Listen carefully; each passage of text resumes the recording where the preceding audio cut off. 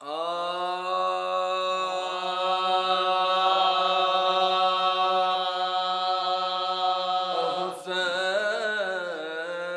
جب کہ چلے بادے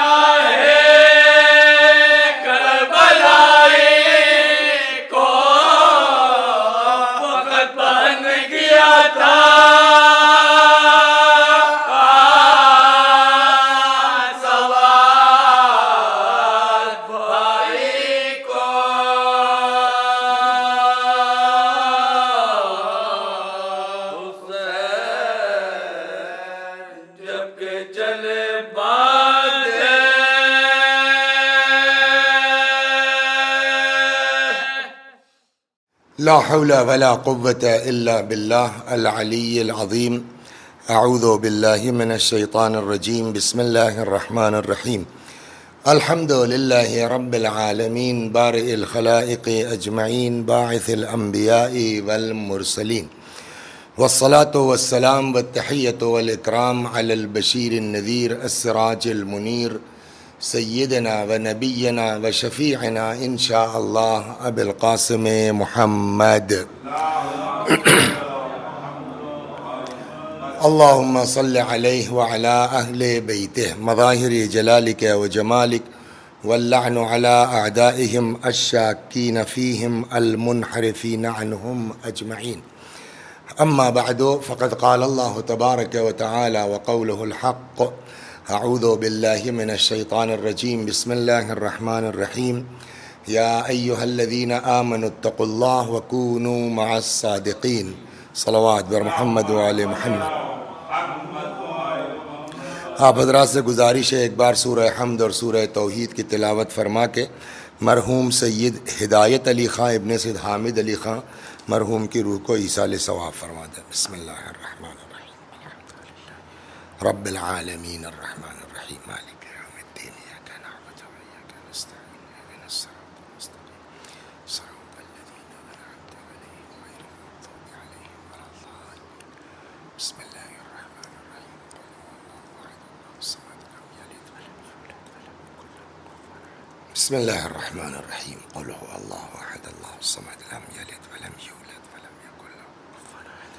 بسم اللہ الرحمن الرحیم قل هو اللہ احد اللہ الصمد لم یلد ولم یولد ولم یکن له کفوا احد اللهم صل علی محمد وعلی محمد اللهم صل علی محمد یہ آیہ مبارکہ جس کی تلاوت کی گئی ہے نہایت مشہور اور معروف آیت ہے. ارشاد حضرت حق جل وعلا ہوتا ہے یا ایھا الذین آمنوا، اے صاحبان ایمان، اتقوا اللہ، تقوی اختیار کرو، وکونوا مع الصادقین، اور سچوں کے ساتھ ہو جاؤ. تقوی پر جب آپ قرآن مجید پر نظر ڈالیں گے تو اس قدر اہمیت ہے تقوی کی کہ ایک جگہ اور ارشاد ہوتا ہے انما یتقبل اللہ من المتقین، اللہ صرف اور صرف متقیوں کے عمل کو قبول کرتا ہے. تو اس کا مطلب یہ کہ ہم چاہے جتنا عمل کریں، اگر ہمارے اندر تقوی نہیں ہے تو ہمارا کوئی عمل قابل قبول نہیں ہے.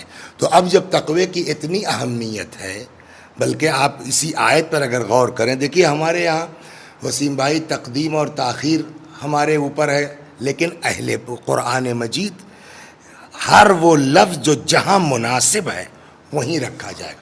ہم کو کیا ہے، جو بات پہلے کہنا چاہیے تھی بعد میں کہہ جاتے ہیں، جو بعد میں کہنا چاہیے وہ پہلے جو کہنا چاہیے وہ بھول جاتے ہیں، جو نہیں کہنا چاہیے وہ لیکن ایک ایک حرف، ایک ایک لفظ زبر زیر حتیٰ کہ قرآن مجید کا معجزہ ہے.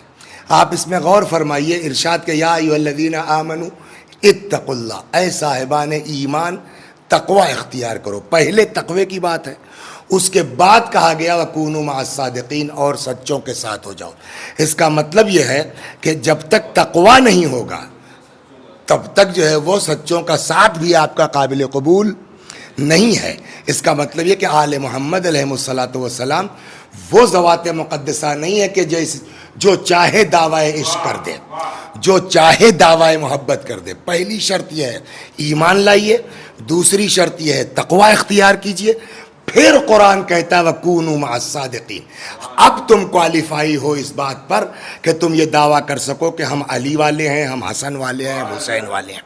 اور میں نے کہا کہ قرآن نے بھی کہا کہ کوئی عمل تمہارا قابل قبول نہیں ہے جب تک تمہارے اندر تقوی نہیں ہوگا. تو اب سوال یہ ہے کہ واٹس میننگ آف تقوی، تقوی کہتے کس کو ہے؟ دو روایتیں میں آپ کی خدمت میں نقل کرتا ہوں، پھر آتا ہوں جو مجھ کو عرض کرنا ہے. ایک ہے امام جعفر صادق علیہ الصلاۃ والسلام سے، اور دوسری مولائے کائنات سے، اور تقریباً دونوں کا مفہوم ایک ہے. سئل الصادق علیہ السلام عن تفسیر التقوی. امام جعفر صادق علیہ الصلاۃ والسلام سے پوچھا گیا کہ تقوی کا مفہوم کیا ہے، تفسیر تقوی کیا ہے. امام علیہ الصلاۃ والسلام نے جو تقوی کے سلسلے میں فرمایا، فرماتے ہیں اللہ یراک مولاک حیث نہاک، تمہارا اللہ تمہیں وہاں نہ دیکھے جہاں رہنے کے لیے منع کیا ہے، ولا یفقدک حیث امرک، اور وہاں سے غائب نہ پائے جہاں رہنے کا حکم دیا ہے. تو اب اس اعتبار سے اگر دیکھا جائے تو تقوی کی میننگ کیا ہے؟ اصل مفہوم تقوی کا یہ کہ واجب چھوٹنے نہ پائے اور حرام پر عمل نہ ہونے پائے. اگر ہم بہت کام نیک کر رہے ہیں لیکن حرام سے نہیں بچ پا رہے ہیں تو اس نیکی سے کوئی فائدہ نہیں ہے. اصل تقوی یہ ہے. اسی لیے روایت کہتی ہے کہ آپ کم عبادت کریں گے چلے گا، کم نیکی کریں گے چلے گا، مگر گناہ نہیں ہونا چاہیے. چنانچہ یہاں روایت ہے کہ پیغمبر اکرم صلی اللہ علیہ وآلہ وسلم نے فرمایا یکفی من الدعاء مع البر ما یکفی من الطعام من المل. دعا نیکی کے ساتھ مختصر سے بھی اتنی کافی ہے جتنا کھانے میں نمک کافی ہے. یعنی بہت زیادہ آپ اگر عبادت نہیں بھی کر رہے ہیں تب بھی چلے گا، مگر شرط کیا ہے کہ واجب چھوٹنے نہ پائے، گناہ پر عمل نہ ہونے پائے. چنانچہ ایک روایت میں ہے کہ امام فرماتے ہیں ترک لقمۃ الحرام احب الی اللہ من 1000 رکعت تطوعا، کہ ایک لقمہ حرام کا چھوڑ دینا خدا کو زیادہ پسندیدہ ہے بنسبت 2000 مستحبی نمازوں کے. مطلب کیا ہوا؟ ہم نماز شب کے عادی ہیں، مگر ہم سے جو ہے وہ کسی کا حق مارے لے رہے ہیں اور نہیں چھوٹ رہا ہے، تو ایسی نماز شب سے کوئی فائدہ نہیں ہے. چنانچہ امام جعفر صادق علیہ السلام سے روایت جو میں نے نقل کیا، چنانچہ ایک جگہ فرماتے ہیں جدو واجتہدو، محنت کرو، کوشش کرو، وَإِن لَمْ تَعْمَلُوا فَلَا تَعْسُوا، اگر عمل نہیں بھی کر پا رہے ہو تب بھی گناہ مت کرو.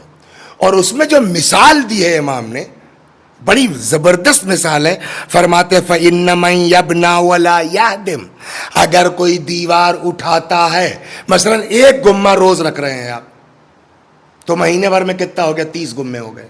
سال بھر میں کتنا ہو گیا؟ 350 ہو گئے. تو آپ کی 2-4 سال کے بعد دیوار کھڑی ہو جائے گی. لیکن اگر آدمی روز دیوار اٹھائے اور پیچھے سے جو ہے وہ بلڈوزر دھکا مار دے، یہی حال ہے گناہ کا، کہ آدمی روز عبادت کرے، نماز پڑھے، لیکن حق کسی کا مارے لے رہے ہیں، تو زندگی ختم ہو جائے گی، دیوار کھڑی نہیں ہو سکتی ہے. لہذا امام فرماتے ہیں جدو وجتہدو، محنت کرو، کوشش کرو، وَإِن لَمْ تَعْمَلُوا، اگر عمل نہیں بھی کرتے ہو تب بھی اس بات کا خیال رکھو کہ فلا تعصوا، گناہ نہ ہونے پائے. پھر وہی مثال دی جو میں نے عرض کیا، فَإِنَّ مَن يَبْنَا وَلَا يَهْدِمْ، جو دیوار اٹھاتا ہے مگر گراتا نہیں ہے، یرتفع بناؤہ وَإِن كَانَ یسیرا، ایک نہ ایک دن اس کی دیوار مکمل ہو جائے گی، چاہے تھوڑا ہی تھوڑا کر کے نہ اٹھائے. وَمَن يَبْنَا وَيَهْدِمْ، لیکن روز دیوار کھڑی کرے اور روز گرا دے، یوشک اللہ یرتفع بناؤہ، تو زندگی ختم ہو جائے گی، کبھی آپ کا مکان تیار نہیں ہو سکتا. یہی حال ہے، آپ عبادت بہت کرتے ہیں مگر ہم اپنے آپ کو گناہ سے نہیں بچا پاتے، تو ایسی عبادت سے کوئی فائدہ نہیں ہے. اب گناہ کی 2 قسمیں ہیں، ایک ہے گناہ صغیرہ اور ایک ہے گناہ کبیرہ. گناہ کبیرہ کی جو ڈیفینیشن بیان کی گئی ہے، جو علماء نے ہمارے فرمایا ہے، ظاہر ہے جب گناہ کبیرہ ڈیسائیڈ ہو جائے گا تو اس کے علاوہ جو بچے گا وہ گناہ صغیرہ کہلائے گا. گناہ کبیرہ کی جو تعریف کی گئی وہ یہ کہ گناہ کبیرہ کہتے ہیں اس گناہ کو کہ جس کے لیے قرآن میں یا احادیث میں سیدھے سیدھے سزا کے طور پر جہنم کی بات کہی گئی ہو. مثلا قرآن میں کہتا ہے کہ جو کسی مومن کو جان بوجھ کے قتل کرے گا فجزاؤہ جہنم، تو اس کی جزا کیا ہے؟ جہنم ہے. تو چونکہ قتل کی سزا کے طور پر قرآن مجید نے جہنم کا ذکر کیا ہے، لہذا قتل کیا ہوگا؟ گناہ نے کبیرہ میں ہوگا. ممکن ہے کہ کسی گناہ کے لیے جہنم کا لفظ قرآن میں نہ آیا ہو، لیکن اس گناہ کو کسی ایسے گناہ سے بڑا قرار دیا گیا ہو کہ جس گناہ کے لیے قرآن یا حدیث میں جہنم کا لفظ آیا ہو، تو وہ بھی گناہ کبیرہ میں شامل ہوگا. مثلا ہم نے کہا نا قتل کے لیے قرآن نے کہا فجزاؤہ جہنم، کہ قتل کی سزا کیا ہے؟ جہنم ہے. اسی کے جگہ قرآن مجید میں فتنے کے بارے میں جو آیت ہے، فساد برپا کرنا، فتنہ برپا کرنا، 2 آیتیں قرآن میں، والفتنۃ اکبر من القتل، یا ایک جگہ ہے والفتنۃ اشد من القتل، فتنہ قتل سے بڑھ کے ہے، اکبر ہے، یا فتنہ قتل سے شدید ہے. تو چاہے فتنے کے لیے قرآن میں جہنم کا لفظ نہ بھی آیا ہو، لیکن چونکہ اس کو قتل سے بڑا کہا گیا ہے اور قتل کے لیے جہنم کہا گیا ہے، لہذا فتنہ بھی جو ہے وہ کیا ہے؟ گناہ کبیرہ میں ہوگا. تو اب گناہ کبیرہ کی تعریف کیا سمجھ میں آئی؟ کہ گناہ کبیرہ وہ گناہ ہے کہ جس کی سزا کے طور پر قرآن میں یا روایات میں جہنم کا ذکر کیا گیا ہو، سزا دی گئی ہو. اور اب جو ہے وہ گناہ کبیرہ جب آپ دیکھیں گے تو کہیں 7 ملے گا، کہیں اور زیادہ ہے، 30-35 ہے، اور زیادہ ہے. وہ ہمارا موضوع نہیں ہے. اب ہم آتے ہیں کہ تقوی کی تعریف یہ ہوئی، جو جہاں سے چلی تھی، کہ تقوی کی تعریف کیا ہے؟ کہ آدمی سے واجب چھوٹنے نہ پائے اور گناہ پر عمل نہ کرے. اور پھر روایات سے یہ بات طے ہوئی کہ آدمی چاہے جتنی دعا نماز عبادت کرتا ہو، اگر اپنے آپ کو گناہ سے نہیں بچا پا رہا ہے تو اس کی ایسی دعا اور عبادت سے کوئی فائدہ نہیں ہے.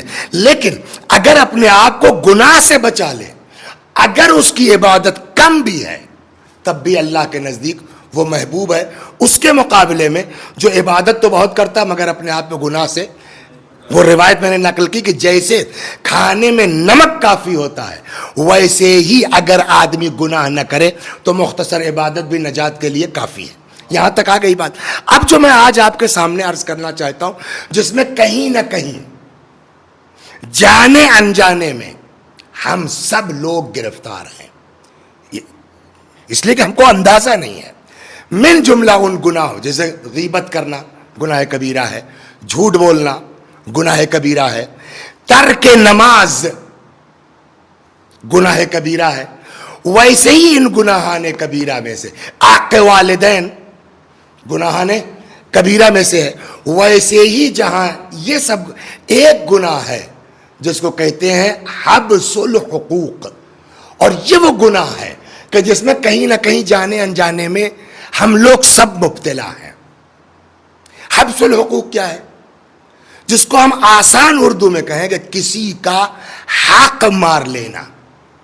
مثلا ہم نے آپ سے وسیم بھائی 100 روپے قرضہ لیا، اور اب ہم نے اس پر اگر وقت رہا تو بات آئے گی. ہم نے آپ سے قرض لیا کہ ہم آپ کو مثلا جو ہے وہ 31 مئی تک دے دیں گے. دو صورتیں ہیں. ایک یہ ہے کہ واقعاً ہمارے پاس نہیں ہے، تو اب دین کہتا ہے جس کا قرضہ ہے کہ اس کے پاس نہیں ہے، اس کو تم مہلت دے دو. اور جانتے ہیں آپ مہلت کا ثواب کتنا ہے؟ آدمی نہیں بھائی، آدمی صدقہ نکالتا، کتنا صدقہ نکالتے ہوں گے ہم لوگ؟ 10 روپے، 4 روپے، 5 روپے، 50 روپے بس نا. لیکن فرض کیجئے ابھی آپ نے ہم کو 50,000 روپے قرض دیا، اور یہ ہوا کہ صاحب 31 مئی تک ادا کرنا ہے، میرے پاس نہیں ہے. دین کہتا ہے کہ واقعاً یہ مجبور ہے تو اس کو چھوٹ دے دو، تم جب ہوگا تو دے دے گا.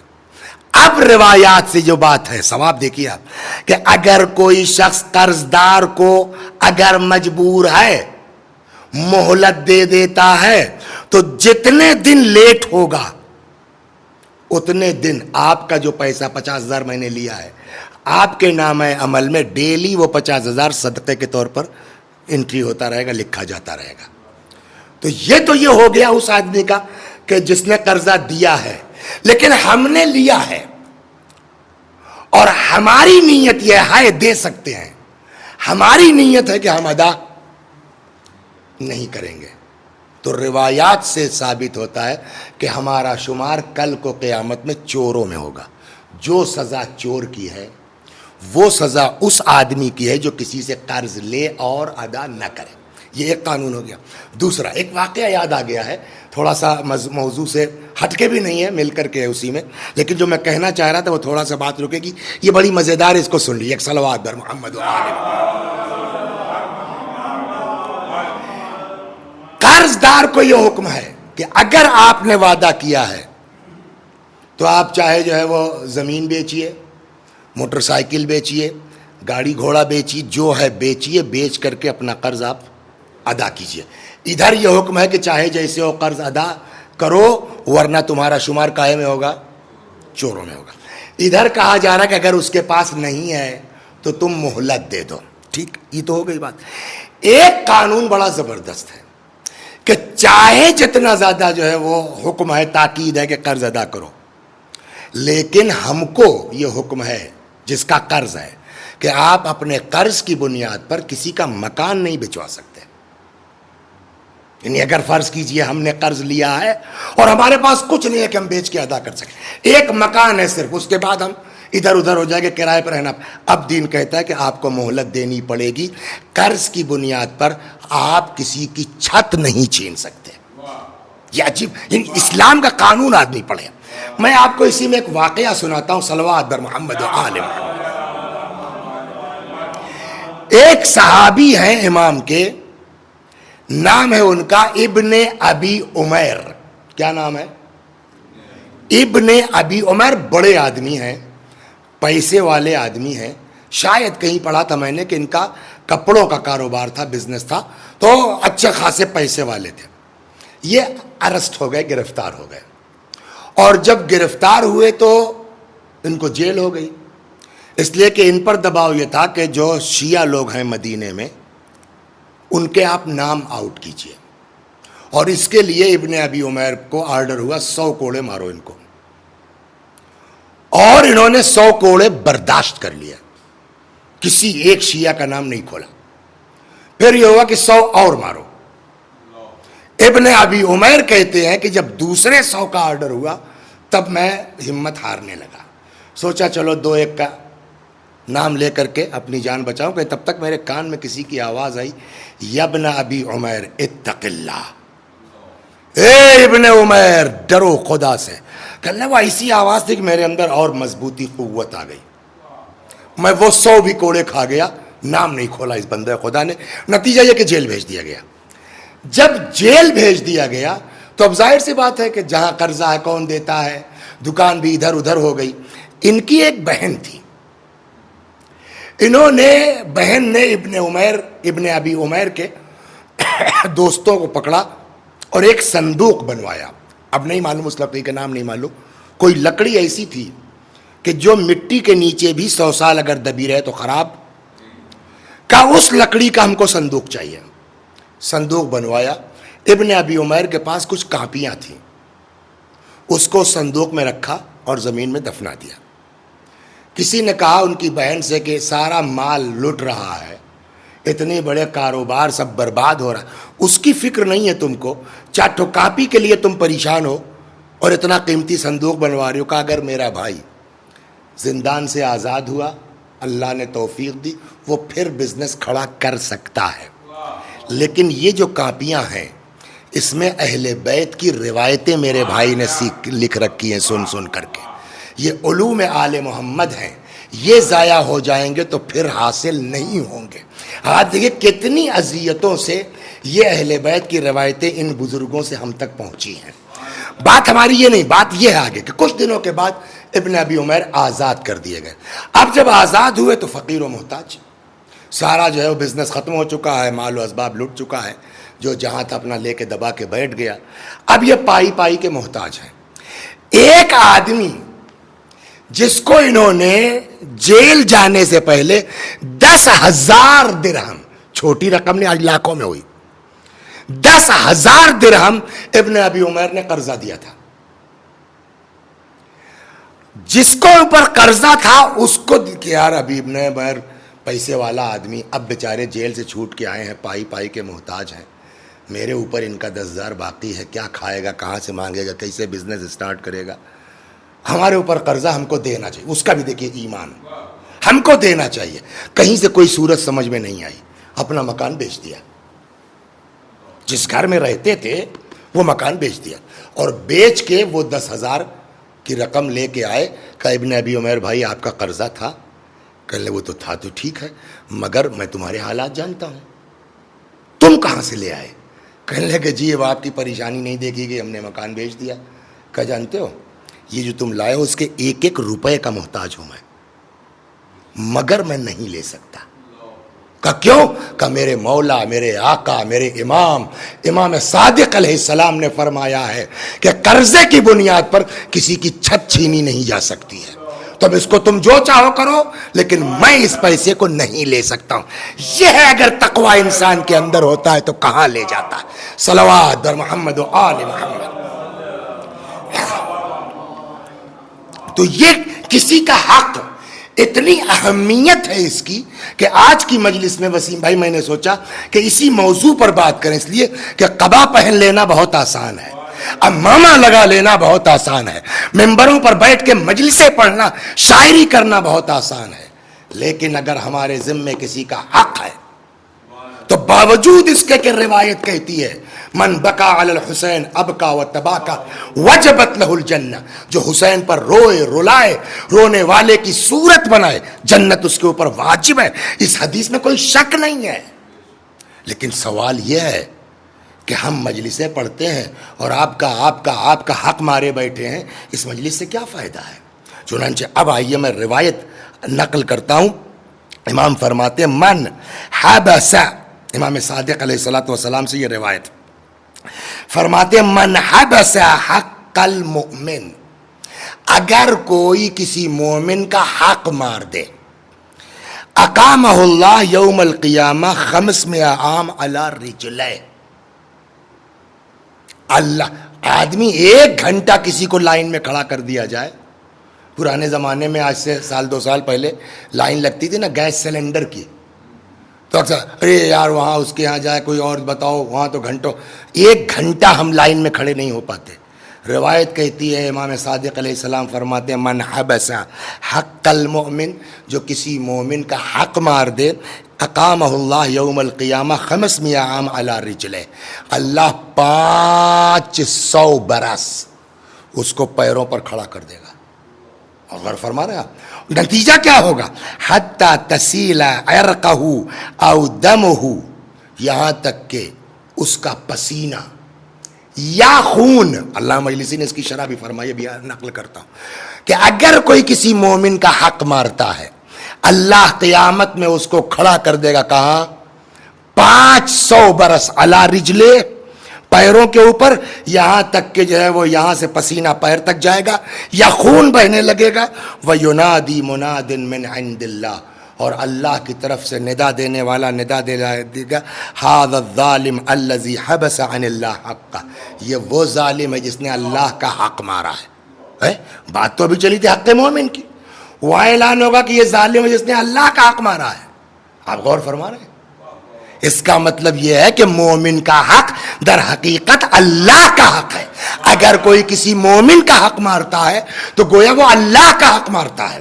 میں یہاں رک کر کے آپ کو ایک حدیث اور سنا دوں، صلوات بر محمد وآل، یا رکے اس کو پورا کر لیتے ہیں، وہ روایت آگے آ رہی ہے تو اسی کے ساتھ عرض کرتا ہوں. قال فَيُوَبِّخُ 40 يَوْمًا ثُمَّ يُؤْمَرْ بِهِ إِلَى النَّارِ، پھر اس کو جو ہے وہ 40 دن تک جو ہے وہ سزا دی جائے گی، اریسٹ کیا جائے گا، بند کیا جائے گا، اس کے بعد جہنم میں ڈال دیا جائے گا. جناب مجلسی رحمت اللہ علیہ رضوان اللہ علیہ اس حدیث کی شرح میں فرماتے ہیں کہ یہ 2 لفظ کیا مطلب ہوا، کہ یا تو جو ہے وہ پیشانی سے پیر تک پسینہ چلا جائے گا یا خون نکل آئے گا. انہوں نے کہا حق کے اوپر ہے، اگر مختصر حق ہے تو پسینہ ہے، زیادہ حق ہے تو خون بھی نکل سکتا ہے. صلوات بر محمد و آل محمد. دوسری روایت اسی حق کے سلسلے میں امام جعفر صادق علیہ الصلوۃ والسلام فرماتے ہیں اذا کان یوم القیامہ نادى مناد، جب قیامت کا دن آئے گا تو ایک پکارنے والا اللہ کی طرف سے ندا دے گا این المؤذون لاولیائی، کہاں ہے وہ لوگ جنہوں نے ہمارے اولیاء کو، ہمارے دوستوں کو اذیت پہنچائی ہے. فیقوم قوم، پھر کچھ لوگ کھڑے ہوں گے، لیس علی وجوہہم لحم، جن کے چہرے پر گوشت نہیں ہوگا. حق مارنے والے جائیں، ہڈی کیسا ڈراؤنی شکل ہو جائے گی. لحم فیقال ہؤلاء الذین آذوا المؤمنین، یہ وہ لوگ ہیں جنہوں نے دنیا میں مؤمنوں کو اذیت پہنچائی ہے. سمجھے آپ؟ وعاندوہم، ان سے دشمنی کی ہے. ثم یؤمر بہم الی جہنم ثم قالوا وکانوا واللہ الذین یقولون بقولہم ولکن حبسوا حقوقہم واذاعوا علیہم سرہم، یہ وہ لوگ ہیں جنہوں نے ان کا حق مارا، جنہوں نے ان کا راز فاش کیا ہے. صلوات، راز فاش کرنا بھی کبھی موقع ملا تو اس پر بھی مجلس ہوگی کہ راز فاش کرنا کسی کا کتنا بڑا جرم ہے. صلوات بر محمد و آل محمد. ایک جگہ فرماتے ہیں ایما مؤمن حبس مؤمنا عن مالہ، اگر کوئی مومن کسی مومن کا مال حبس کر لیتا ہے، روک لیتا ہے، وَهُوَ يَحْتَاجُ إِلَيْهِ، جبکہ اس کو اس کی ضرورت ہے، لم يذق واللہ من طعام الجنہ، ایسا شخص جو کسی کا حق مارتا ہے چاہے جتنی نیکی کر لے، میں نے کہا نا مجلس پڑھتے ہیں وسیع حسن صاحب، جنت کے جو ہے وہ غذا نہیں چکھ سکتے. ولا یشرب من رحیق المختوم، اور جو جنت کا جو ہے وہ میوے نہیں، رحیق مختوم کہتے ہیں اس جو ہے وہ چیز کو جو جنتیوں کو پینے کے لیے دی جائے گی، وہ رحیق مختوم کہا جاتا ہے. خوب صلوات بر محمد و آل محمد. یؤخذ بید العبد یوم القیامہ علی رؤوس الاشہاد.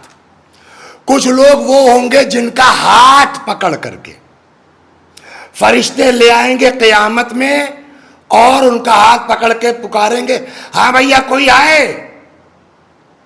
جس کا حق انہوں نے مارا ہو خواہ صاحب نے. الا من کان لہ قبل ھذا حق فلیأخذ.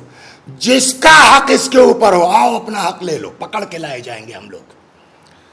ولا شیء اشد علی اہل القیامہ. جانتے ہو اس وقت آدمی کو سب سے زیادہ دہشت کس بات کی ہوگی؟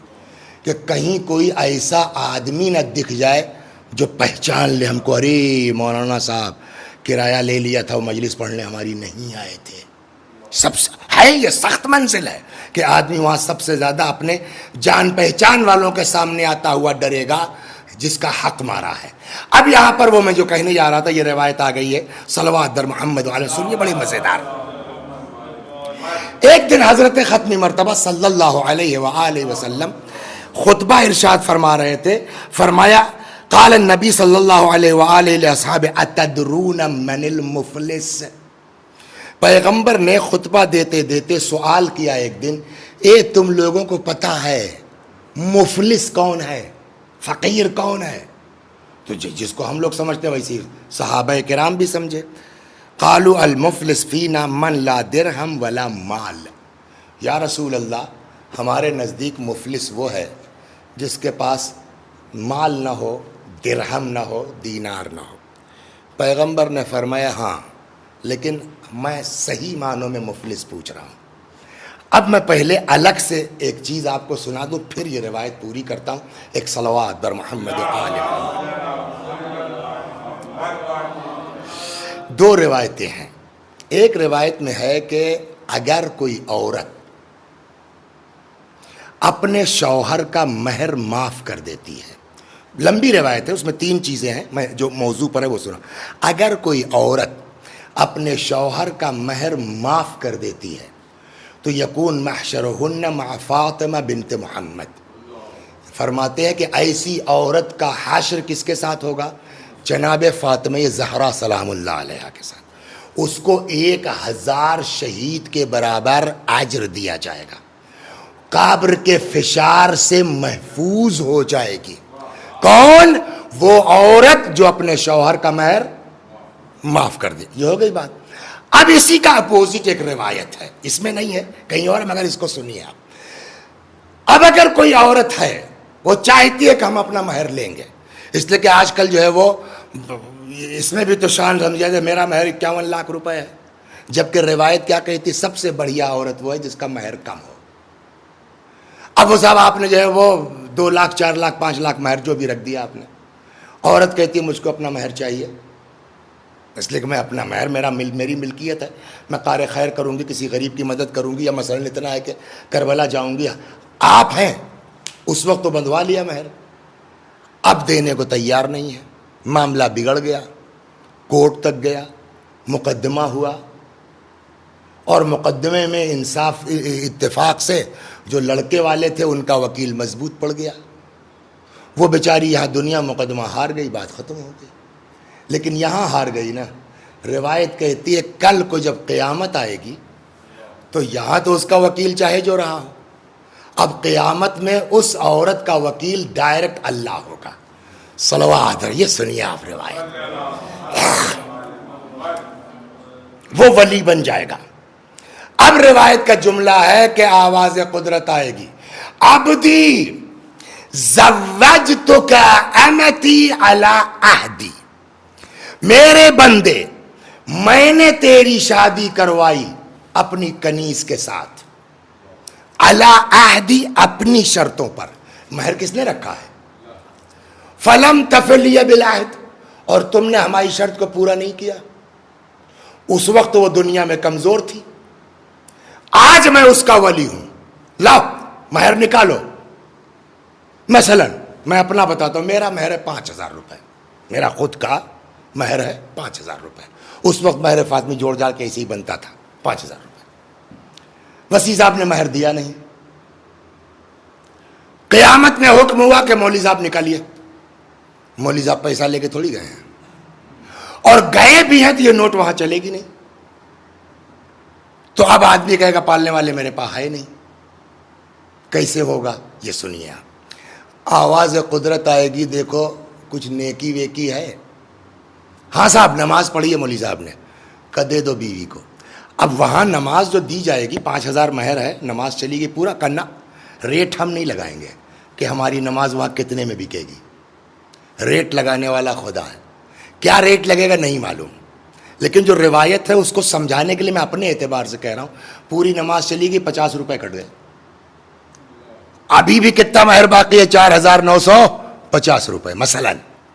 اور کیا, روزہ ڈال دو, حج بھی کیا ڈال دو. صاحب کربلا بھی گئے ہیں, ڈال دو بیوی کے اکاؤنٹ میں.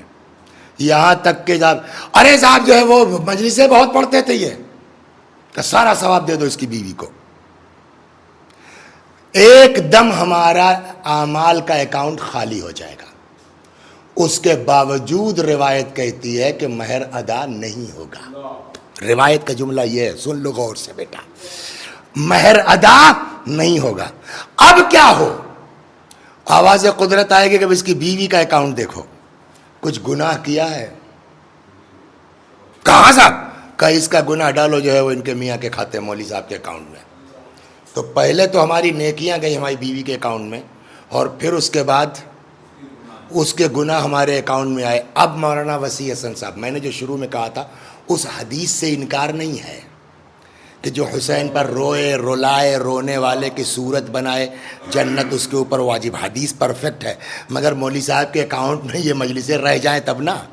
وہ تو بیوی لے گئی مہر کے چکر میں. اب اچھا یہ تو ایک کا ہوا نا, یہ تو ایک کا ہوا. ابھی تو پتہ نہیں کتنے باقی ہیں جس کو ہم توجہ بھی نہیں کرتے. مثلا کیا نام ہے آپ کی انجمن کا؟ آپ تو صاحب بیاض بھی ہیں نا اپنے انجمن کے. بس میں عباسیہ, یہ صاحب ایک بس چلی 25 لڑکے ہیں. مولانا وسیع حسن صاحب کو بھی اتفاق سے وہاں مجلس پڑھنی تھی, تو الگ سے گاڑی سے کیا جائیں, چلو اسی بس سے بیٹھ جاتے ہیں. وہ اتفاق سے گاؤں ایسا تھا کہ وہاں اندر بس جا نہیں سکتی تھی, سڑک پر روک دی گئی, پیدل چلے. اس گاؤں سے میری واقفیت ہی, میں جانتا تو میرے بڑے قریبی دوست تھے. راستے میں ان کا گنا کا کھیت تھا, میں نے ایک گنا توڑ لیا. اب پیچھے ہمارے پوری انجمن ہے, ہمارے ایک توڑنے کی وجہ سے 25 گنا توڑ لیا. معلوم ہے وہ کھیت تعلقات میرے تھے, میرے گاؤں کے پڑوسی تھے, لالا جی تھے. تو میرے بارے میں کہیں نہ کہیں, لیکن اب تو تب گئے کہ یار تم 25 لڑکوں کا اور لیا, 25 گنا میرا توڑوا دیا. اور آج کل اچھا ایسے ہی جو ہے وہ اچھا خاصا مہنگا گنا. تو ابھی تو مولوی صاحب بیچارے بیوی سے بھی چھوٹ نہیں پائے تھے, تب تک لالا جی آ گئے. ان کو تو اور بھی ضرورت ہے نا وہاں. تو صاحب جو مل جائے, جب دیکھیے اگر آدمی کروڑ پتی ہے, کسی کے پاس 1,000-2,000 ہے, وہ مانگنے نہیں جائے گا. لیکن جب فاقے کی نوبت آ جائے گی تو 10 روپے بھی اگر کہیں پر ہے تو آدمی اس کو اصولے گا, بھیا میرا 10 روپیہ دے دیجیے. قیامت میں تو یہی حال ہوگا سب کا نا, ایک ایک پیسے کا آدمی محتاج ہوگا. تو ہم تو ابھی بیوی کے اس سے نہیں ابھر پائے تھے, تب تک لالا جی آ گئے. تب تک صاحب وہ جو وہاں سے سودا لائے تھے ہم, اس سے کہہ کے اچھا ٹھیک ہے باندھ دو یار, 100 روپے بچتے ہیں بھجوا دیتا ہوں. پھر بھول گئے. وہاں سے وہ بنیا چلا آ رہا ہے صاحب, 100 روپے میرے بھی ہیں ان کے. بات سمجھ میں آ گئی؟ اب پیغمبر والی وہ حدیث میں آپ کو سناتا ہوں, جب بات پوری سمجھ میں آ گئی. قال النبی صلی اللہ علیہ وآلہ وسلم, پیغمبر نے فرمایا اپنے اصحاب سے, اتدرون من المفلس, پتا ہے تم کو مفلس کون ہے؟ قالوا المفلس فینا من لا درہم ولا مال ولا متاع. ہمارے نزدیک مفلس وہ جس کے پاس درہم نہ ہو, مال نہ ہو, کوئی پونجی نہ ہو, کھیت باڑی نہ ہو. قال صلی اللہ علیہ وآلہ, پیغمبر نے فرمایا ان المفلس من امتی, ایکچول میں ہماری امت میں مفلس کون ہے؟ من اتا یوم القیامہ, جو قیامت میں آئے بھرا پورا, بصلاۃ و صیام و زکوٰۃ و حج, نماز بھی ہے اس کے اکاؤنٹ میں ہے، روزہ بھی ہے، زکوٰۃ بھی ہے، حج بھی ہے، پورا اعمال نامہ بھرا ہوا ہے. وَيَأْتِي قَدْ شَتَمَ هَذَا وَأَكَلَ مَالَ هَذَا. اتنے میں کوئی آ گیا کہ جس کو گالی دی تھی، بنیے کا پیسہ مارے ہوئے تھے، کسی کو جو ہے وہ دو جھاپڑ لگایا ہوا تھا. فَيُؤْتَى هَذَا مِنْ حَسَنَاتِهِ وَهَذَا مِنْ حَسَنَاتِهِ. اب جتنے لوگ، کوئی کہا صاحب انہوں نے مجھ کو گالی دی تھی، میری بے عزتی کی تھی، کوئی کہا صاحب میرا 200 روپیہ باقی ہے ان کے اوپر، کوئی کہا صاحب جو ہے وہ کھیت کی جوتائی کر رہے تھے، انہوں نے ایک بالش میرا دبا دیا تھا. تو اب صاحب جتنی نیکیاں، فَيُؤْتَى مِنْ حَسَنَاتِهِ هَذَا وَمِنْ حَسَنَاتِهِ هَذَا، کہ آپ کی جتنی نماز، روزہ، حج، زکوٰۃ ہے، کچھ اس کو دیا جائے گا، کچھ اس کو دیا جائے گا، کچھ اس کو دیا جائے گا. فَإِنْ فَنِيَتْ حَسَنَاتَهُ. اب جب نیکیاں ختم ہو جائیں گی تو قبل ان یقضی علیہ، قبل اس کے کہ حق پورا ہو، نیکیاں ختم ہو گئیں. فَأَخَذَ مِنْ خَطَايَا. تو اب جو لوگ ہیں دعوے دار، ان کے گناہ دیکھے جائیں گے، ان کے گناہوں کو مولوی صاحب کے اکاؤنٹ میں ڈالا جائے گا. معلوم ہوا گئے تو تھے نماز، روزہ، حج، زکوٰۃ، مجلس سب لے کر کے، اور وہاں لوگوں نے آ کر کے سب چھین چھان لیا، الٹا سب کا گناہ ہمارے نامہ عمل میں آ گیا. گیا تھا پورا بھرا سا، لیکن اب وہاں اس کے پاس کچھ نہیں ہے. پیغمبر فرماتے ہیں اصلی مفلس یہ ہے بیچارہ. صلوات بر محمد و آل محمد. اللہ اکبر. ایک صحابی ہے، کہتے ہیں قلت لأبی عبداللہ علیہ، پھر وہی بات آ گئی وہ قرضے والی، لأبی عبداللہ علیہ السلام ان لی علی علی رجل دینا. جو میں نے ابھی آپ سے کہا تھا نا، وہ روایت یہ ہے، سن لے آپ، کہ ایک شخص آیا، کہتا ہے امام صادق علیہ السلام کے پاس کہ مولا میرا ان کے اوپر قرضہ ہے اور یہ دے نہیں پا رہے ہیں. وقد اراد ان یبیع دارہ فیقضینی.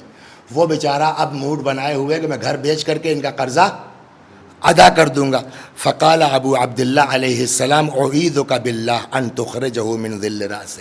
خدا کی پناہ، اس کے اوپر سے چھت مت چھینو، اس کو آوارہ مت کرو. تو اس کا مطلب یہ ہے کہ ہم کو بھی کہا گیا ہے کہ تھوڑا آپ دیکھیے. صلوات بر محمد و آل محمد. ایک دو روایتیں اور سن لیجیے پھر ختم دعا. دیکھیے، شہادت سے بڑا کوئی مرتبہ ہے؟ وَلَا تَحْسَبَنَّ الَّذِينَ قُتِلُوا فِي سَبِيلِ اللَّهِ أَمْوَاتًا بَلْ أَحْيَاءٌ عِنْدَ رَبِّهِمْ يُرْزَقُونَ. جو اللہ کی راہ میں قتل ہو گئے انہیں مردہ نہ سمجھو، وہ زندہ ہیں اپنے اللہ کے پاس سے روزی پر. وَلَا تَقُولُوا لِمَنْ يُقْتَلُ فِي سَبِيلِ اللَّهِ. وہ لوگ جو اللہ کی راہ میں قتل ہو گئے انہیں مردہ نہ کہو، وہ زندہ ہیں. وَلَكِنْ لَا تَشْعُرُونَ. تم ان کی حیات کو سمجھ نہیں سکتے ہو. تو شہید کے برابر کسی کا مرتبہ نہیں ہے. روایت کہتی ہے کہ ادھر تلوار چلی. ایک روایت میں ہے صاحب، سنیے تو، صلوات بر، یہ سنیے آپ، بڑی مزیدار یاد ہے. شہید وہ ہے جس کا حساب و کتاب نہیں ہوگا. بعض روایتوں سے یہ ہے کہ شہید کا حساب و کتاب نہیں ہوگا. کسی نے آ کر کے مولا سے پوچھا کہ مولا یہ بتائیے کہ شہید کا حساب کیوں نہیں ہوگا؟ اس کا مطلب ہے کہ شہید کا حساب نہیں ہوگا، تبھی تو اس نے پوچھا. امام نے فرمایا حساب کس بات کا ہوگا؟ آدمی گیا میدان میں، ادھر سامنے سے دشمن آیا، اگر بھاگ جاتے ہیں جان بچ جائے گی، مال اپنا، دولت اپنی، جائیداد اپنی، اولاد اپنی، سب کچھ اپنا. لیکن اگر رک جاتے ہیں ہو سکتا ہے مار دیے جائیں. تو مار دیے جائیں گے تو مال چلا جائے گا، بیوی چلی جائے گی، بچے چلے جائیں گے، اولاد سب چھوٹ جائے گا. اور وہ ایک لمحے میں طے کرتا ہے کہ نہ ہم کو مال دنیا سے مطلب ہے، نہ جائیداد سے مطلب ہے، کچھ نہیں، خدا سب کچھ ہے. اور اس کے لیے وہ قربانی دے دیتا ہے. کہا تو جیسے ہی پہلی تلوار پڑی سارا ایگزام تو ہو گیا، اب بچا کیا ہے اس کو آخرت میں امتحان کے لیے؟ آپ سمجھ گئے نا کہ شہید. اب یہاں روایت میں اگر سنیے، حق حق ہے، وہ شہید بھی ہے، بخشا نہیں جائے گا. صلوات. یہ روایت سنیے کتنا اہم ہے یہ معاملہ. امام فرماتے کل ذنب یکفرہ القتل فی سبیل اللہ. ہر گناہ کا کفارہ قتل ہے فی سبیل اللہ. اگر کوئی شہید کر دیا گیا، ادھر تلوار گردن پہ پڑی، ادھر سارا گناہ اس کا معاف، کفارہ ہو گیا اس کا. الا الدین. اب دیکھیے آپ، الا الدین، سوائے قرضے کے. یہ معاف ہونے کے لائق نہیں ہے. ہو سکتا ہے سامنے والا بھول گیا ہو، اپنی جگہ ہے، لیکن جب تک وہ معاف نہیں کرے گا، آپ چاہے جتنے بڑے آیت اللہ ہو جائیے، مجلسیں پڑھیے، صاحب جو ہے وہ روزانہ 10-20 مجلس پڑھیے، آپ 24 گھنٹہ پڑھیے، کوئی فائدہ نہیں. یہ جرم ایسا ہے جو معاف ہونے کے لائق نہیں ہے. فرماتے ہیں کل ذنب یکفرہ القتل فی سبیل اللہ، قتل فی سبیل اللہ ہر گناہ کا کفارہ ہے الا الدین، سوائے کس کے؟ قرض کے. لا کفارۃ لہ الا اداء، اس کا کوئی کفارہ نہیں سوائے اس کے کہ آپ اس کا قرضہ ادا کر دیجئے. او یعفو الذی لہ الحق، یا جس کا حق ہے وہ آپ کو معاف کر دے. اس کے علاوہ جو ہے وہ اللہ اکبر. سنیں گے آپ؟ صلوات پڑھیے، روایت بڑی غضب کی ہے. ان رجلا من الانصار مات، صحابی کا انتقال ہو گیا، پیغمبر کے صحابہ میں سے ایک صحابی کا انتقال ہو گیا انصار میں سے. وعلیہ دیناران دینا، اس کے اوپر قرضہ کتنا تھا؟ 2 دینار، بہت زیادہ نہیں، 2 دینار تھا. فلم یصلی علیہ النبی صلی اللہ علیہ وآلہ، پیغمبر نے نماز جنازہ نہیں پڑھائی.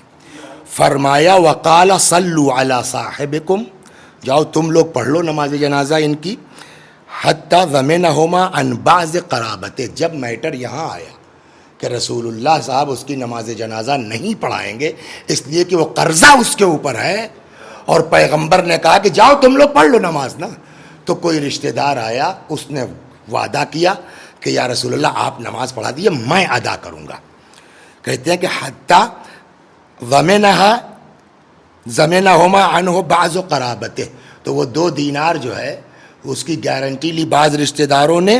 تب وقال الصادق علیہ السلام، امام صادق علیہ السلام اس واقعے کی وضاحت کرتے ہوئے فرماتے ہیں کہ ان رسول اللہ صلی اللہ علیہ وآلہ انما فعل ذلک، پیغمبر نے کیوں کیا ایسا؟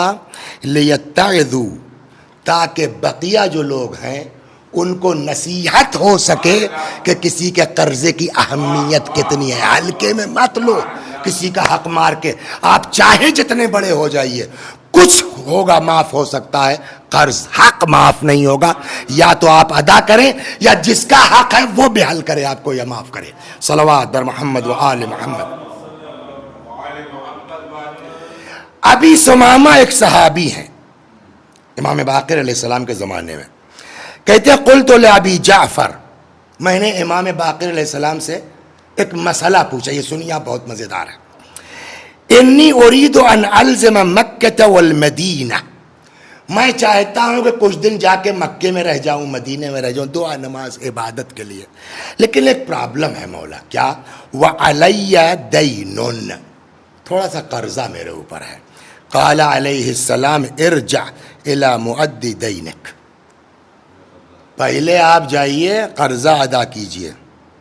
وانظر ان تلق اللہ تعالی ولیس علیک دینا فإن المؤمن لا یخون، یاد رکھو اس اعتبار سے اس دنیا سے جاؤ کہ تمہارے اوپر کسی کا قرضہ نہ ہو. مومن کچھ کر سکتا ہے، خیانت نہیں کر سکتا ہے. خب اب دیکھیے ایک چیز اور بھی ہے، خدا غریق رحمت کرے مرحوم تقی الحیدری صاحب قبلہ اعلی اللہ مقامہ، تو انہوں نے ایک جملہ فرمایا کہ لگا اب تو میں عادی ہو چکا ہوں. اکثر لوگ لیتے تھے ان سے اور گئے تو بھول گئے. وہ کہنے اچھا یہ بھی پتہ ہے لینے والے کو کہ مولانا مانگیں گے نہیں، تو وہ کہنے لگے کہ اب میں جو ہے وہ یہ سوچ کے دیتا ہوں قرضے کے نام پر. کیوں قرضے؟ یہ بھی ایک صلوات بر محمد ہے، یہ سنیے آپ.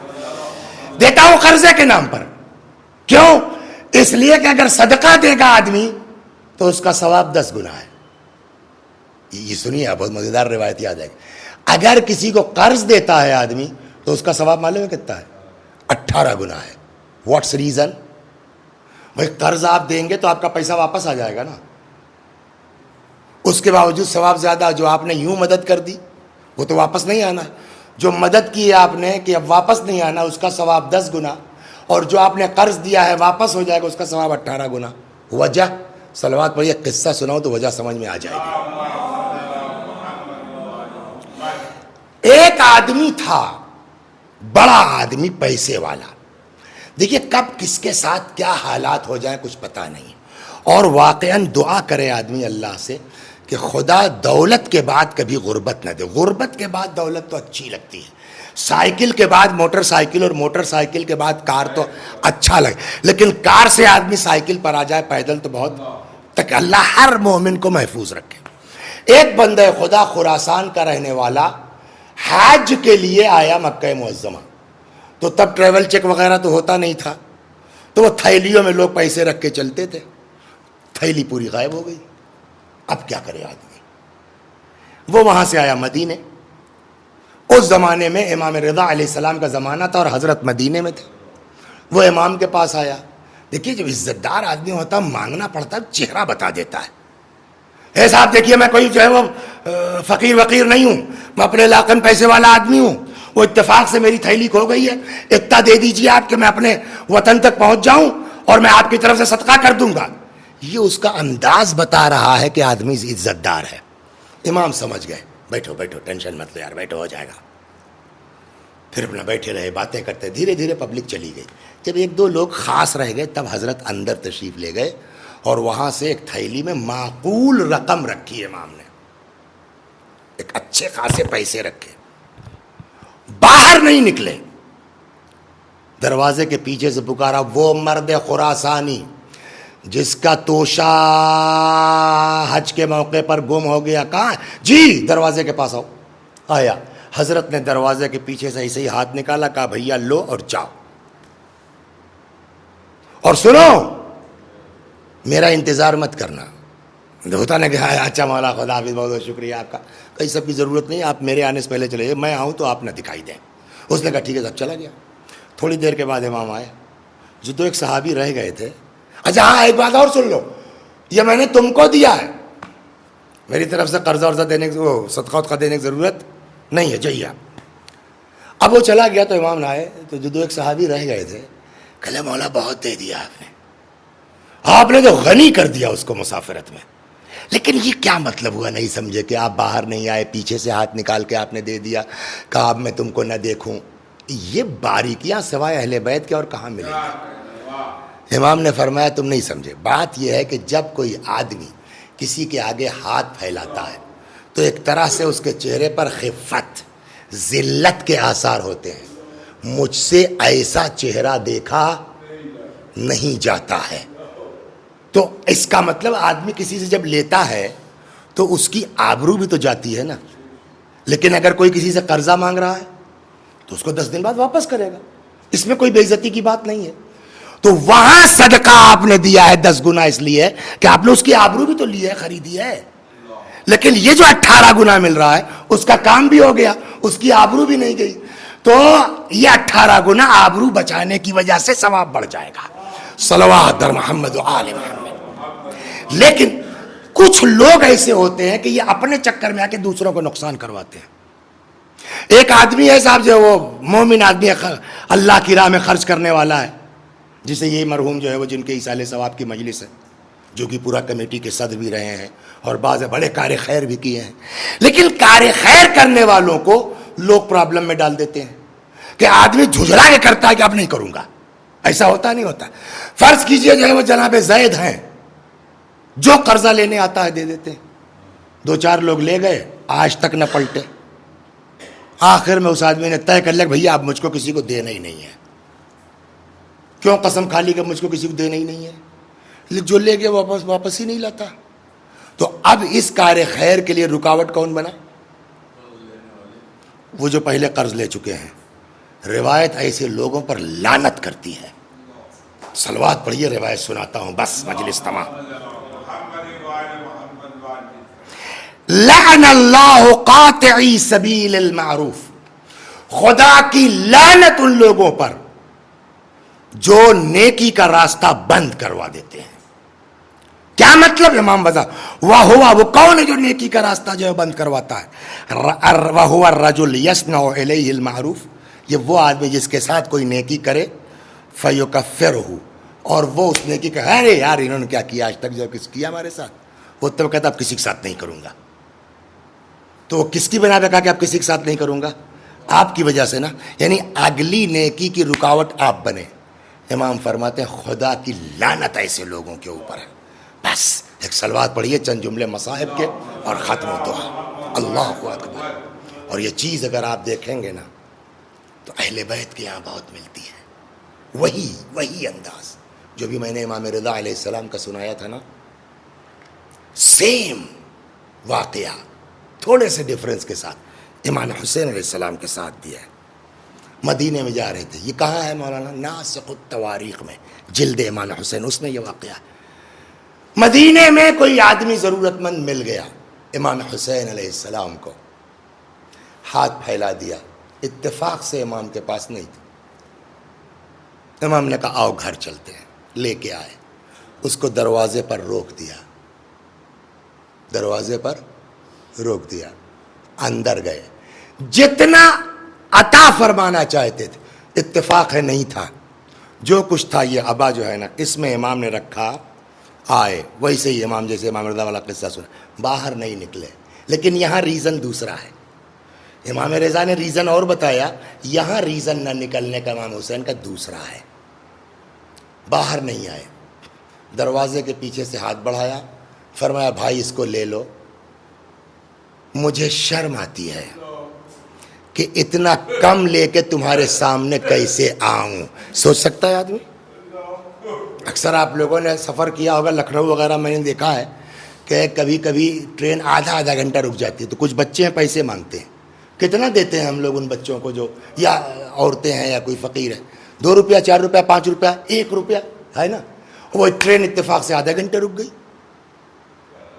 اور وہ بیچارہ ٹہلتا ٹہلتا بھول گیا کہ آپ سے لے چکے، پھر آ گیا آپ کے پاس 15-20 منٹ کے بعد. تو 1 روپے تو دیے تھے. اتنا چیختے ہیں، دیکھا ہوگا آپ نے، ابھی تو لے کے گئے ہو. ہم 1 روپے دیتے ہیں اور کتنا بے عزت کرتے ہیں. اور امام حسین سلام اللہ علیہ نے فرمایا کہ مجھے شرم آتی ہے کہ اتنا کم لے کے میں تیرے پاس تیرے سامنے کیسے آؤں. اب آپ ذرا سوچئے اسی سے. دیکھیے جب تک آپ شخصیت کو نہیں پہچانیں گے نا تب تک آپ اس پر ہونے والے مصائب کو بھی درک نہیں کر سکتے. اب امام حسین کا مزاج ہمیشہ نہیں بھائی، مانگنے والے کو شرمانا چاہیے کہ عطا کرنے والے کو. لیکن یہ واحد میرے مولا امام حسین سلام اللہ علیہ کہ جن کو عطا کرنے میں غیرت آتی ہے کہ کم ہے. جس انسان کو عطا کرنے میں غیرت آتی ہو کہ کم ہے، اس انسان کے دل پر اس وقت کیا گزر گئی ہوگی جب علی اصغر کی پیاس سے مجبور ہو کر کے ان کو ان یزیدی فوجیوں کے سامنے آگے کہنا پڑا ہوگا اس بچے کو تھوڑا سا پانی پلا دو. اور چنانچہ اس وقت جو امام نے پانی کا مطالبہ کیا ہے نا، اس سے بھی امام کی قلبی کیفیت کا اندازہ ہوتا ہے. جو جملہ استعمال کیا ہے، جملہ سنیں گے آپ. آئے لے کے علی اصغر کو، فرماتے ان لم ترحمونی، پہلا جملہ یہ ہے اگر مجھ پر رحم نہیں کر سکتے ہو. مطلب کیا ہوا؟ شاید مطلب یہ کہ میں تم سے رحم کی بھیک نہیں مانگتا، مجھ کو نہیں چاہیے تم سے رحم. فرحموا ھذا الطفل، اس بچے کے اوپر رحم کر دو. اس کی ماں کا دودھ خشک ہو گیا ہے، لیکن اس کے باوجود ان ملعونوں کو ترس نہیں آیا اور بچے کو تیرے سے شعبہ سے شہید کر دیا گیا. اور یہی وجہ ہے کہ بڑی سی بڑی مصیبتیں امام پر پڑی ہیں. لیکن جب اصغر شہید ہوئے نا، یہ جملہ صرف اصغر کی شہادت پر کہا ہے مولا نے. ارے جس کا مزاج یہ ہو کہ عطا کرنے میں اگر کم ہے تو شرم آتی ہو، کس دل سے اس نے جو ہے اصغر کی پیاس سے مجبور ہو کر کے پانی کا. اسی لیے وہ جو جملہ فرمایا ہے اصغر کی شہادت کے بعد، فرماتے ہیں ہون علی بما نزل بی فانہ بعین اللہ. جتنی مصیبتیں پڑھنا ہیں سب آ جائیں میرے اوپر، میرے لیے سب آسان ہے. کیوں؟ فانہ بعین اللہ، اس لیے خدا میری ساری مصیبتوں کو دیکھ رہا ہے. ننھی سی قبر کھود کے اصغر کو گاڑ کے شبیر اٹھ کھڑے ہوئے دامن کو جھاڑ کے. اب وہ وقت آیا کہ میرا مولا تنہا ہے، میرا مولا اکیلا ہے. فنظر یمینا و شمالا، داہنے دیکھا بائیں دیکھا، نہ آسرا تھا کوئی شاہ کربلائی کو، فقط بہن نے کیا تھا سوار بھائی کو۔ اللہ اکبر، ذوالجناح پہ سوار ہوئے، ابھی چند قدم چلے تھے کہ پیچھے سے آواز آئی، مہلاً مہلا یبن الزہرا، مہلاً مہلا یبن الزہرا، اے زہرا کے لال دھیرے دھیرے، اے زہرا کے دل بند آہستہ آہستہ۔ مڑ کے دیکھا حضرت زینب چلی آ رہی، اتر گئے، تم تو رخصت کر چکی تھی، اب کیوں چلی آ رہی؟ فرمایا اماں نے کہا تھا میرے لال کے گلے کو چوم لینا، بند قبا کھولو، کوئی بی بی کے دل سے پوچھے جس گلے کو چومنے جا رہی ہو ابھی اس پر کند خنجر پھرایا جائے گا۔ اللہ اکبر، آئے میں بس دو جملے مصائب کے اور ختم ہو دعا۔ یزیدی سپاہی ہے، یزیدی فوجی ہے، کہتا ہے میں نے اپنی زندگی میں اتنا بہادر آدمی نہیں دیکھا کہ ایک بھری دوپہر میں جس کے بھائی بھتیجے بانجے اصحاب مار دیے گئے ہوں اور وہ خود 3 دن کا بھوکا اور پیاسا ہو۔ وہ کہتا ہے لیکن جس وقت حسین آئے ہیں میدان جنگ میں اور تلوار نکالی ہے، جنگ شروع کی ہے، تو یزیدی فوجی کہتا ہے فوج یزید بھاگتی تھی اور حسین سے پناہ مانگتی تھی۔ کہتا ہے جب یہ فوجی بھاگتے تھے تو میرا مولا تڑپ کے کہتا تھا کہاں بھاگ کے جا رہے ہو؟ تم نے میرے اکبر کو مارا ہے۔ کہاں بھاگ کے جا رہے ہو؟ تم نے میرے عباس کو مارا ہے۔ اللہ اکبر، روایت کہتی لڑتے لڑتے آ گئے وہاں جہاں حضرت ابوالفضل عباس کی لاش مبارک تھی۔ نظر پڑ گئی، انہوں نے اسب کھینچ لی، غور سے عباس کے جنازے کو دیکھا، فرماتے ہیں بھیا اٹھو، اپنے پیاسے بھائی کی جنگ دیکھو۔ وہاں سے آ گئے اتفاق سے ادھر جہاں اصحاب کے جنازے رکھے تھے، پھر لجام فرس کھینچ لی، غور سے اصحاب کے جنازوں کو دیکھا، فرماتے اٹھو، اپنے پیاسے امام کی جنگ دیکھو۔ جب کوئی جواب نہیں آیا تو تاریخ نے جو جملہ لکھا ہے، ایک مرتبہ غور سے اصحاب کے جنازوں کو دیکھا، فرماتے ہیں یا ابطال الصفا ویا فرسان الحیجہ مالی انادیکم فلا تجیبونی، اے میرے شیرو، اے میرے بہادروں، اور یہ کیا ہو گیا ہے مجھ کو؟ کبھی ایسا نہیں ہوا میں نے تمہیں پکارا ہو اور تم نے میری بات کا جواب نہ دیا ہو۔ اللہ اکبر، روایت کہتی لڑتے لڑتے ایک وقت وہ آیا کہ ایک ایسا نیزہ آن کے امام کے سینے پہ لگا ہے۔ ایک زیارت میں کہیں ہے امام صادق علیہ السلام سے امام حسین کی زیارت کے لیے کوئی فقرہ ہے، وہ یعنی کس زیارت میں ذہن میں نہیں آ رہا لیکن ہے، السلام علیکہ یا من سکن دمہ فی الجنان، سلام اس حسین پر جس کا خون جنت میں جا کے ٹھہرا۔ شارحین کہتے ہیں یا تو اس زیارت کے فقرے کا مطلب وہ ہے کہ جو خواب میں ام سلمہ نے دیکھا رسول اللہ کو کہ امام حسین کا خون شیشی میں لے کر کے اور گئے، کہ یا مطلب اس کا یہ ہے، یا کہتے ہیں اس مصائب کی طرف اشارہ ہے۔ کون سا مصائب؟ کہتے آیا اور ایک نیزہ امام کے سینے پہ لگا، حضرت نے نیزہ تو نکال لیا لیکن خون فوارے کی طرح ابلنے لگا۔ تاریخ کہتی امام نے چلو لگا دیا، جب چلو بھر گیا حضرت نے وہ آسمان کی طرف اچھال دیا۔ روایت کہتی ایک قطرہ زمین پر واپس نہیں آیا۔ شاید زیارت میں اسی طرف اشارہ، السلام علیکہ یا من سکن دمہ فی الجنان، سلام اس حسین پر جس کا خون بہشت میں جا کے ٹھہرا۔ لیکن جانتے ہیں اب اس کا نتیجہ کیا ہوا؟ روایت کی فبان الانکسار علی وجہ، اب امام پر نقاہت طاری ہونے لگی۔